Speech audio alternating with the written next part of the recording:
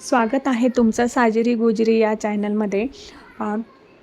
Thumbnail बघून बघून कळालंच असेल की आपण आज कुठल्या विषयावर बोलणार आहोत. तर लगेच सुरुवात करूया. बघा, माझ्यासारख्या खूप जणी आहेत त्या वेल एज्युकेटेड आहेत, पण आपल्या मुलांसाठी घरी आहे. आणि जर आपण शहरात राहत असेल तर आपल्याला मुलांसाठी थांबावंच लागतं घरी. मीही तुमच्यातलीच एक आहे.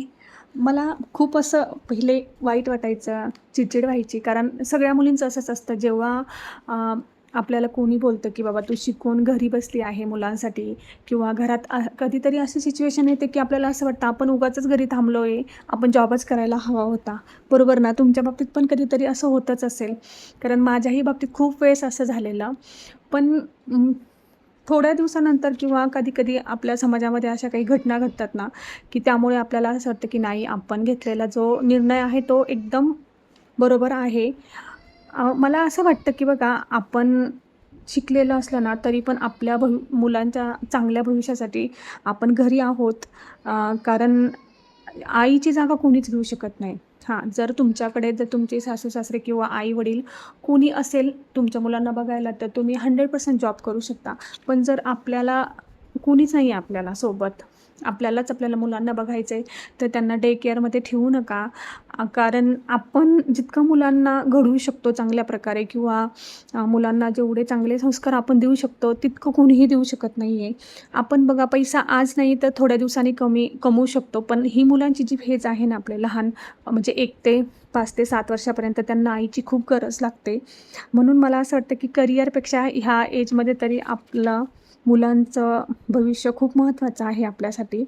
आणि कुठलीही आई असू द्या बघा, ती म्हणजे मुलांची पहिली गुरुच असते. आणि आपलं ज्ञानाचा आपण वापर जो करतो ना आपल्या मुलांसाठी, ते ऑब्व्हियसली आपल्या मुलांमध्ये दिसूनच येतं. त्यावेळेस काय होतं, की घर सांभाळणं, त्यात मुलांना सांभाळणं, ह्याच्यापेक्षा तर कुठलीच जबाबदारी मोठी नाही आहे. बघा, आपण जर जॉब केला तो आपण रिलॅक्समध्ये करू शकतो. पण जेव्हा आपण मुलांना सांभाळत असतो ना घरी, तर आपल्याला माहिती तुम्हालाही, की आपल्याला साधं स्वयंपाक करताना किती वेळेस हात धुवून आपल्या मुलांना लक्ष द्यावं लागतं, किंवा मग ते काय करतात काय नाही त्यांच्याकडे लक्ष ठेवायला लागतं. तर ही जबाबदारी इतकी मोठी आहे ना, की ही आईशिवाय कोणीच समजू शकत नाही आहे. आणि तुम्हालाही माहिती आहे, की आई म्हणून मिळणारं जे सुख आहे ना, ते आपल्याला कुठल्याही पदापेक्षा कमी नाही आहे. ती सगळ्यात मोठी पदवी आहे असं म्हणायला काहीच हरकत नाही आहे.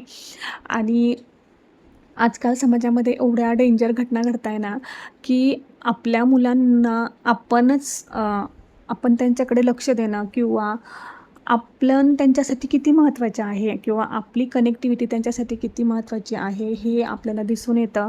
आता मुलींच्या बाबतीत तर इतकं अवघड झालं आहे, की 2-3 वर्षाच्या मुलींच्या बाबतीत पण किती विचित्र घटना घडतात.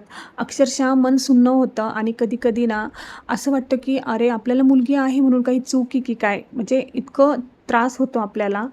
तर मग मला असं वाटतं, की आपण जेव्हा ह्या गोष्टी समाजामध्ये चालू आहे, तर जे लोकांच्या बाबतीत असं होतं, तर त्यांना त्याचा शिक्षा ही मिळायलाच पाहिजे. पण मला असं वाटतं, की जोपर्यंत आपले मुलं लहान आहेत ना, तोपर्यंत पूर्णपणे आपली जबाबदारी आहे, की आपण त्यांच्यावर एवढं लक्ष ठेवलं पाहिजे, की त्यांना म्हणजे पूर्ण नजरेच्या आडसुद्धा करता कामा नये. म्हणजे अगदी शेजारी-पाजारी कुठलाही थर्ड पर्सन असो ना, आपण कुणावरच विश्वास नाही ठेवायला पाहिजे आपल्या मुलांच्या बाबतीमध्ये.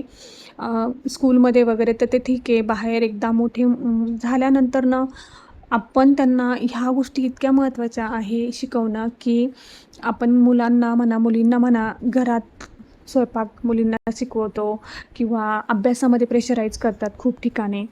पण पण ना, मुलींना म्हणा, मुलांना म्हणा, कराटे, स्विमिंग किंवा जुडो किंवा सेल्फ डिफेन्सच्या ज्या गोष्टी आहे ना, त्या अत्यंत महत्त्वाच्या आहे. बाकीच्या गोष्टीत मागे राहिल्या तरी चालेल, पण ह्या गोष्टी शिकवणं इतकं महत्त्वाचं झालेलं आहे या सिच्युएशनला. बापरे! खूप म्हणजे खूप महत्त्वाचं झालेलं आहे. त्यामुळे ह्या ज्या आपण म्हणतो ना, की आपण घरी राहिलो आहे, तर तुम्ही अजिबात असं मनामध्ये विचार करू नका, की तुम्ही चूक केली आहे किंवा चुकती आहे मी वगैरे, असा काहीच विचार करू नका.